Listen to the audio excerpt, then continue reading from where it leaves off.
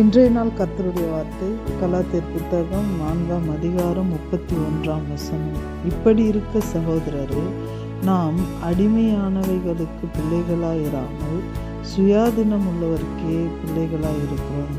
நாம் தேவ பிள்ளைகளே, இந்த வசனத்தில் நாம் பார்க்கும்போது ஈசாக்கு யாகாமுடைய சுயாதீனம் உள்ள ஒரு பிள்ளையாயிருக்கிறார். ஆனால் அதே அடுத்தபடி நாம் பார்க்கும்போது இஸ்மாயில் அடிமைத்தனத்தினுடைய பிள்ளையாக இருக்கிறார். ஸோ நாமும் ஒரு நாளும் அடிமையின் பிள்ளைகளாய் அல்ல, நாம் ஈசாக்கு எப்படி சுதந்திரவாளியாக இருக்கிறாரோ அது போல சுதந்திரவாளியினுடைய பிள்ளைகளாய் நாம் இருக்கிறோம். அடிமை என்பது உலகத்துக்குரிய காரியங்கள்.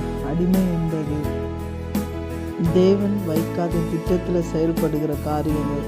ஆனால் நாமும் இயேசு வைத்திருக்கிற திட்டத்திலே நாம் செயல்படுகிற பிள்ளைகளாக இருக்கிறோம். சுயாதீனம் உள்ளவர்களாய் நாம் இருக்கிறோம். உலகத்துக்குரிய காரியத்துக்கு அல்ல, கிறிஸ்துக்குரியதற்காகவே நாம் இருக்கிறோம். நம்மளுடைய வாழ்க்கை சுயாதீனம் உள்ள வாழ்க்கையாக இருக்கும், சுதந்திரம் உள்ள வாழ்க்கையாக இருக்க வேண்டும்.